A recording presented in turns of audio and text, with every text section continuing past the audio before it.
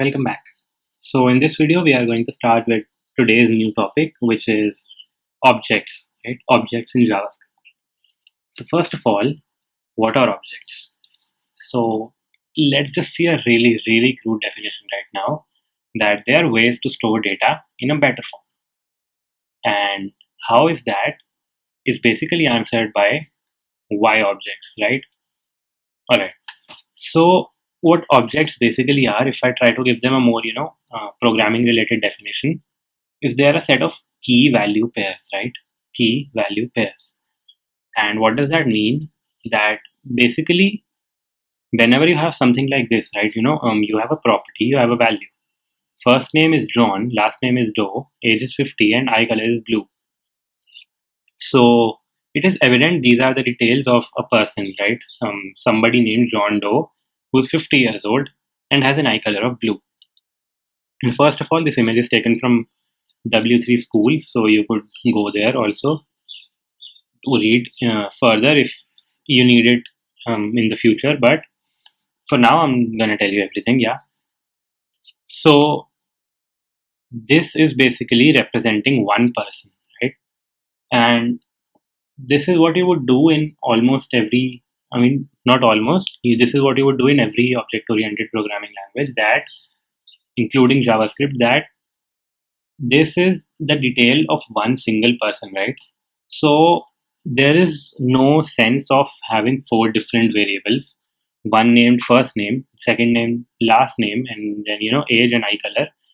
There's no sense in having these four different variables, in separate spaces in memory which are not linked to each other. What you could do is you could actually link them together and combine them under something known as a JavaScript object. And object is something that you will use so much that you'll eventually get extremely comfortable with them. But what their basic use is to combine like properties. Like, if this is an example of a person, so if we were talking about a car, you could have an object in which you could store the make of the car, the year in which it was made, and then you could store its mileage average that you observed for, let's say, 10 years, and then you could have its price, and all of those things, its dimensions and all. So again, there's no point in having all those as different variables which are in no way linked to each other, right? So that is where you would use an object. So I'll just start and then you'll get a much better idea of what's happening. So first off, I'll make a new folder inside this by the name of JavaScript objects, right? And I'll move this folder outside. I mean, to the material. Yeah. So this is my objects folder, and inside which I'll get a new file named intro.html, and I'll have another new file named intro.js, right? So yeah, but before we start, we could also do something like this on the console. So I'll open up my console, right? And yeah, so just ignore these errors, I guess. Yeah. All right. So how you would make an object is that it is basically a variable, right? And you would do var x. Let's say you want your object name to be x, right? Or let's say you want it to be person. We'll make this object right here. So we'll do var person is equal to, and then you put these parentheses, right? So now we have told JavaScript that this person variable is actually an object, and inside this object you will have key value pairs, right? Let me put a comment saying key value pairs. And what does that mean? That means that there will be some key which will be assigned some value. Basically, not very explanatory, but all right. So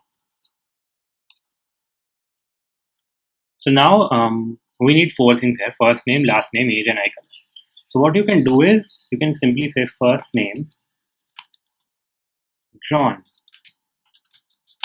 and this is a key value pair, right? This first name is known as the key, and this is known as the value. So basically, the value of first name inside of person is John, right? So yeah, you would make this, then you put a comma after this to declare multiple things in an object, right? Then you say last name, you put do, you put a comma. Oh, and yeah, so now I accidentally pressed just the enter. So now let's say we have only first name and last name in the person, or I'll, yeah, I could simply do this. Yeah, so next thing we have is age. And don't get confused with these two. I'd say you can just simply ignore the upper one now, right? So the age is, and we want this to be a number, so we'll say 50 outside of quotes. And again, I pressed enter by mistake. So what we are going to do is we're going to make again, and eye color is blue, right? Eye color blue. All right. So now I've made this object, and you have no idea how this is helpful, right? Of course. So first of all, if I see person, I see this is something in which you have age 50, eye color blue, first name John, last name Doe. So now how is this helpful? You have everything inside this person variable. So if you remember in arrays, right? If I make an array named ar by 1, 2, 3, and now if I see ar, inside here I had my length property which was 3, right? And inside my proto2 I had a lot of things, and how you could access any of these was by the dot operator, right?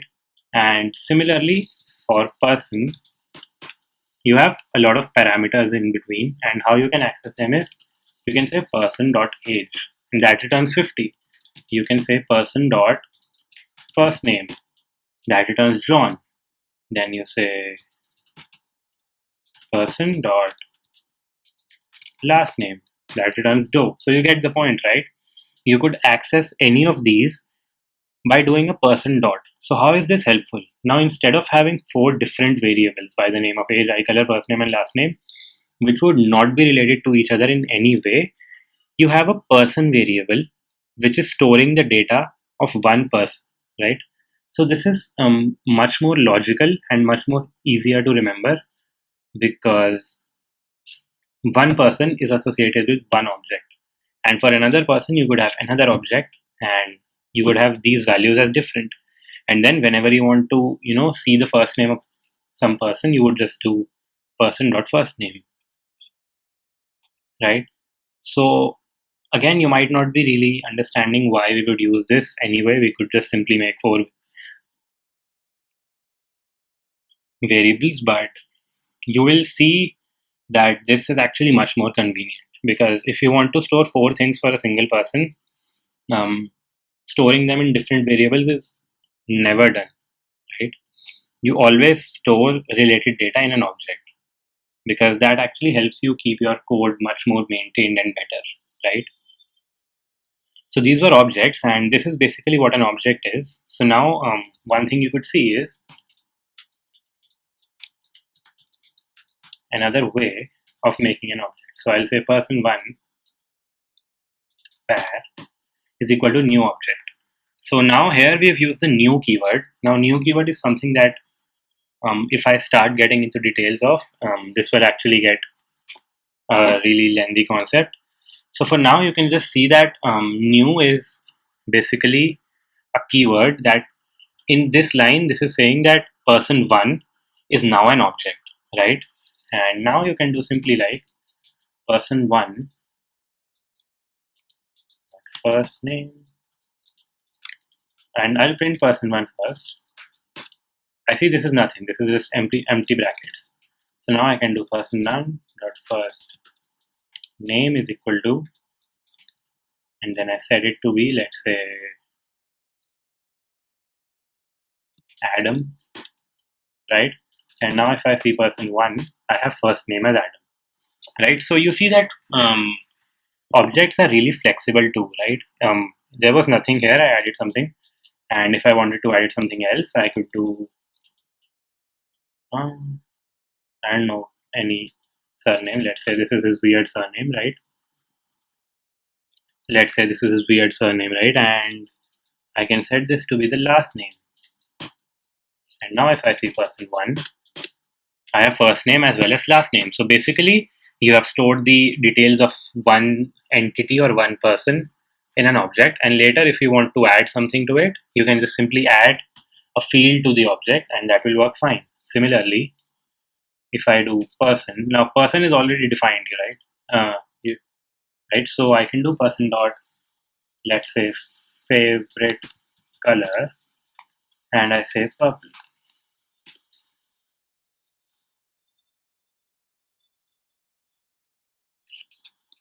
This should be equals here, and when I see person now, I have favorite color as purple too, and now I can simply access this dot fair color. I get purple. I can do person 1 dot last name. I get this weird looking thing here. So this is basically what an object is, right? And the use of an object is that you've already used it a lot. An array is an object, and almost everything in JavaScript is an object except the primitive data type variables that we have. You must remember the 5 primitive types that we studied when we were starting JavaScript, the very first video, which were number, string, boolean, null, and undefined. So only those are the things which are not the objects. Everything else in JavaScript is or can be made an object, right? Yeah, so that is the use of an object, and now that you know what that basically is, we can just, you know, use them whenever we need to use them, right? So this is basically what an object is, and you will use it a lot. Again, I'm saying the same thing, but that is what it is, right? And yeah, so that's all for this video. I'll see you in the next one. Bye.